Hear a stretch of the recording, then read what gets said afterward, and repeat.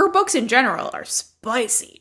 Great. You wouldn't know it from this one. I remember reading it and I was like, you're like, ma'am, I was promised. What is everyone talking about? I was promised spice.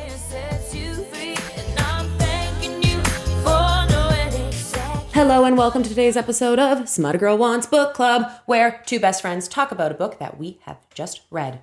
I am Kabriel. And I'm TJ. And today we are going to be talking about Kingdom of the Wicked by Kerri Maniscalco. That feels right. There's probably a way nicer way to say her name. I did my best. Your best. Losers always whine about their best. She's a #1 New York Times and international bestselling American author. She's American? Yep. I really thought she was Italian. Well, I mean, maybe by blood. Touché. Known for young adult and adult fantasy romance, including Stalking Jack the Ripper Quartet and Kingdom of the Wicked trilogy, and now the Throne of Whatever series. Oh. Yeah. Prince of Sin series is the new Sin. one. Yeah. She grew up in Hudson Valley, New York. Previously studied fine art. Her books are known for featuring strong female protagonists and twist-filled plots with significant popularity on TikTok. She also has a new adult standalone series, Throne of Nightmares. Oh. That sounds like the Prince of Sin books. The internet. Nightmares. A wealth of truthful information. Anyways. I heard about this book from you. Yes. You've been recommending this book to me for ages. And I thought that the concept was really, really cool. We heard about this through Nikki. We heard about this through Nikki? Yeah. Oh my gosh. Yeah. She may feature in one of our videos one day. If she ever will. Kabriel. Let me. Basically, the premise of the book is it follows the princes of hell, and each prince has its own deadly sin. So this particular prince that you interact with is the Prince of Wrath. Yes. Honestly, great little idea. Love it. Yeah, I remember saying to you, like, when I read them, that we had, like, a little group chat for a while going about, like... Just, like, romantasy. Akatar. Oh, no, it was Crescent City. Yeah, because we were talking about Crescent City, and she goes, give me a Prince of Hell at any time. Mm-hmm. And then started talking about Kingdom of the Wicked, and how there were, like, these princes of hell. And then I just wanted a new book to read, and I tore through these books. I think I read one of them in, like, 2 days. Yeah. They're very easy reads. They're very much like burger reads. Like, I don't feel like I'm particularly nourished after reading it, but my gosh, it was quite fun. Yeah. I had a good time. I remember saying to you when I read them that, like, the concept is actually really great. It's really good. It's not my favorite writing. There's definitely some, like, areas of question that I have. But reading it was like watching, like, Veronica Mars, where every time I would finish, and I was like, well, I need to read the next one. Yeah. I immediately downloaded the next one. And, like, this series, I'm pretty sure, is quite short. Yeah, it was the a books pretty themselves easy read. are pretty small. Yeah. The Prince of Sin books are big. Throne of the Fallen is a big book. Why are they always huge? Yeah. Oh, well. But what are you going to do? I really enjoy that you get to, like, revisit the princes. And, yeah, like, this idea of, like, these embodiments of sin is, like, a really cool concept. Are we ready for the summary? We are. Let's get into it. Amelia and her twin sister Victoria are... Strikey? Oh, shoot. Stricky? I don't know. Stricka? They're witches who live secretly among humans. Whatever.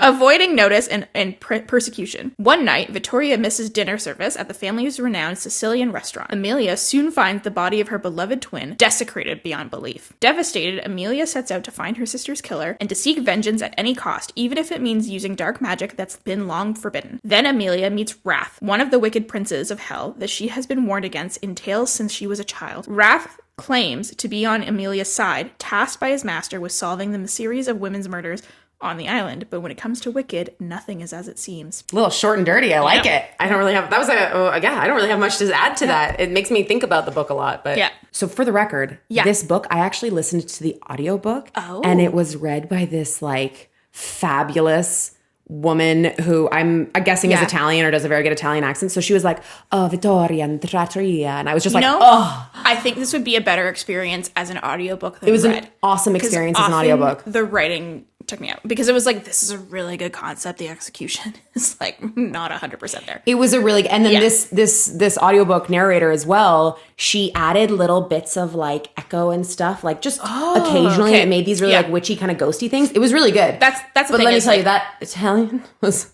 so satisfying to listen to. I was so, like, it was just so pleasant. This is a series that's made to be a TV show. This is made to be specifically, this would be a really good, like, if this was a TV show, this, I think, could make it to, like, Vampire Diaries level. Yeah. For sure. Because it just has the drama. It has the drama. Yes. And there are so many twists and turns that it's like, there are so many episodes in just this one book. Yeah.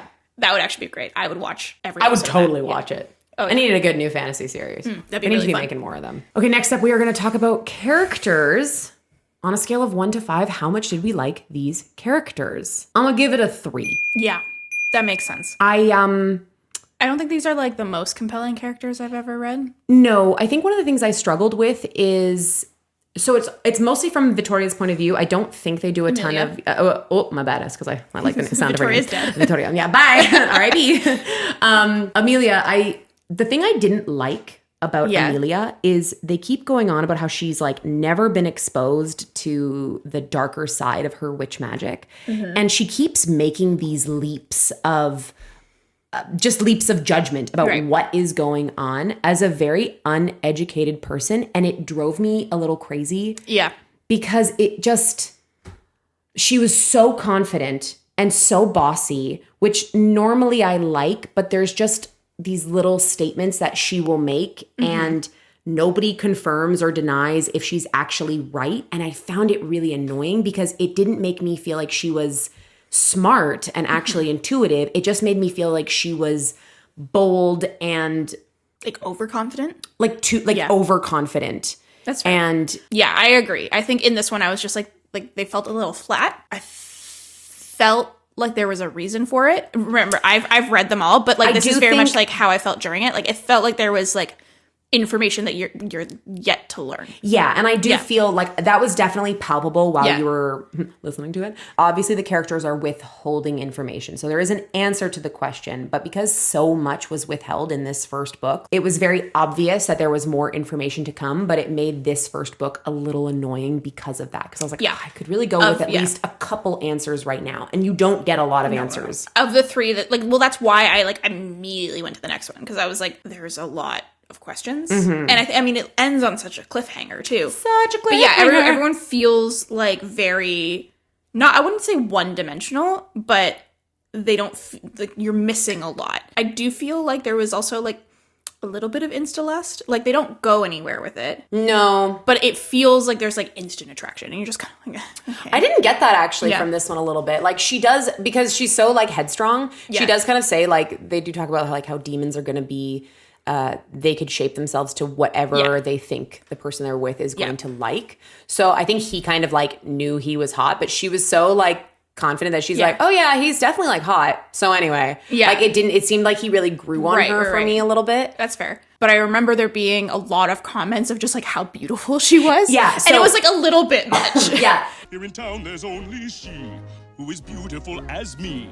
So I'm making plans to woo and marry Belle. So they make comments about how attractive she is, whereas Wrath is like, you're gross. Yeah, but it's like endless. It was actually, but you know what? I kind of liked it because Wrath really doesn't give a lot of away in the first book.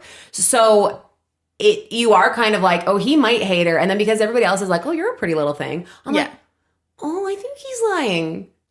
They're really the only two characters. Oh, and then there's the nun boy. Yeah. The nun boy. What is his name? S something or other? Silvio? No.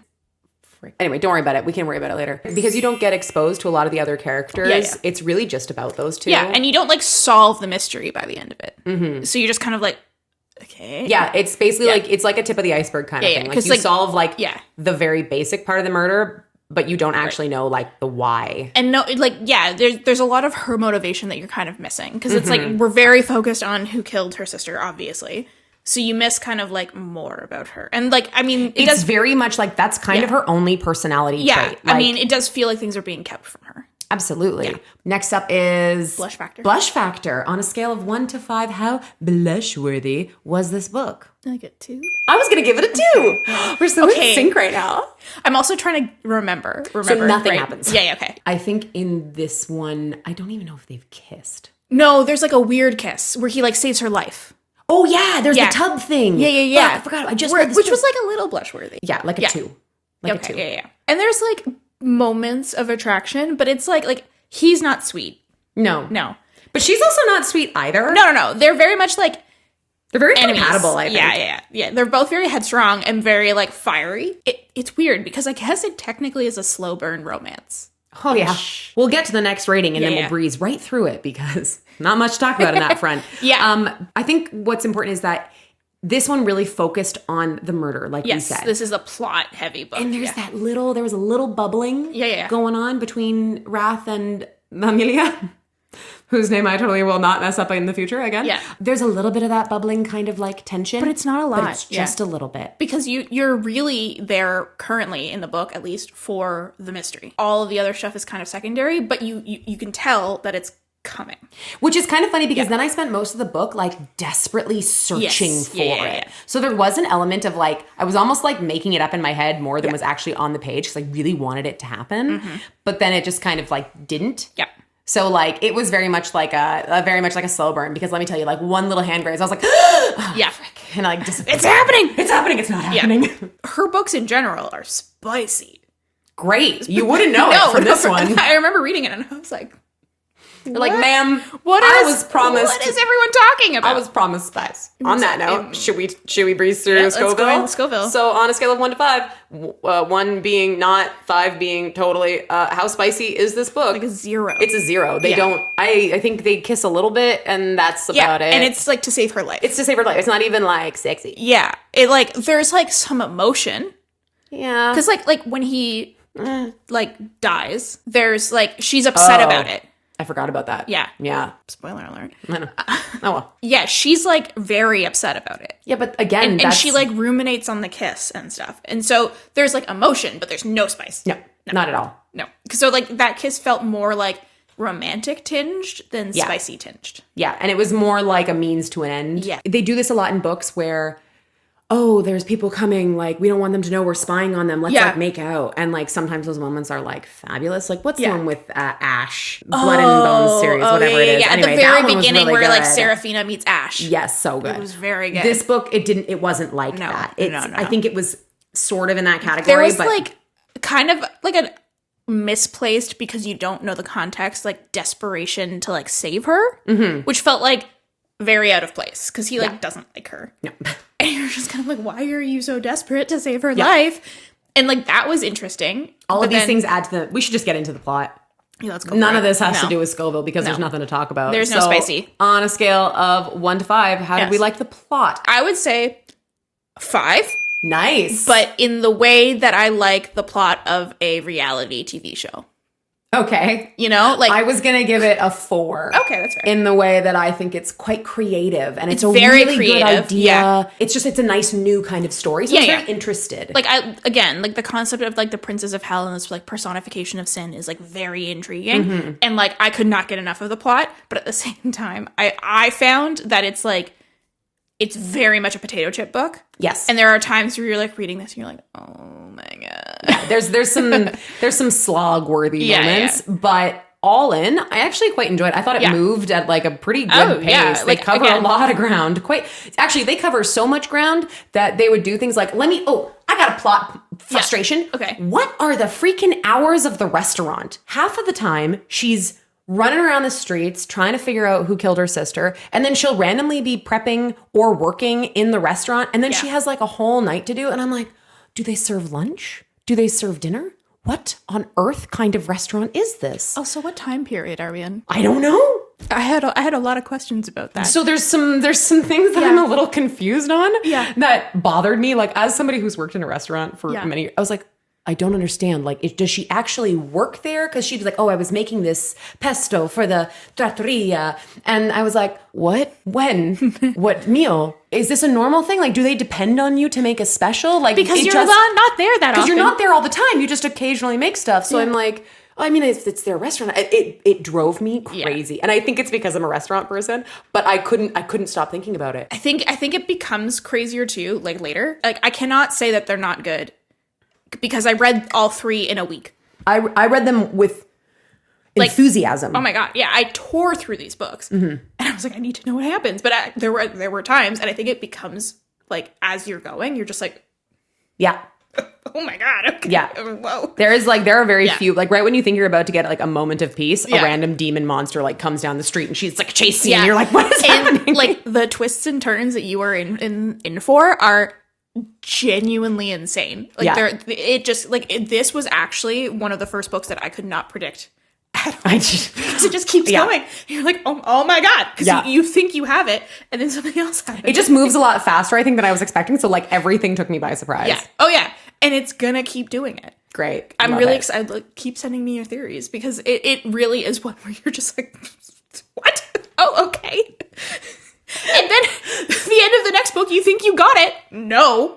Oh my gosh. It's just going to keep going. I love it. Yeah, it's great. I'm excited to read the rest of the series too, just because I will say the reason I'm not giving this book a 5, obviously I wouldn't say it's very well written, but because it's kind of a tip of the iceberg book, I think I can nickname it that. To be fair, I think mine's a 5 cumulative.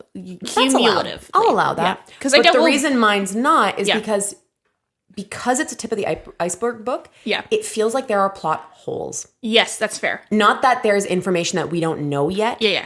Because the book is moving so fast, I am afraid that they're not going to answer all the questions I have. And it bothers me. Because there's a lot of these things that they kind of like breeze through. And I'm like, you better come back and explain that, because that doesn't make sense. So I'm hoping they will. I'm optimistic, but I really enjoyed the read. Oh yeah, its own. Like, I think the concept is really great. I think the fact that like later on we get to like revisit characters is really, really fun. The concept of this is really interesting, and it continues to be, which I think is great. Do you think this book is over or underhyped? I don't hear a lot about this book. I hear a lot about the Princes of Sin books. I was going to say the same thing. So, like, I would say underhyped just because I haven't really heard anyone talk about it. I don't think it's wildly underhyped. Yeah. But I do think it is underhyped. I feel like I do see it when people do those, like, batch, like, oh, if you like this book, you might like one of these 9 books. Yeah. I do feel like I see it occasionally, but I honestly really enjoyed it. Yeah. I feel like people have relatively, like, pleasant things to say about this. I would love to find a 1-star review about this book.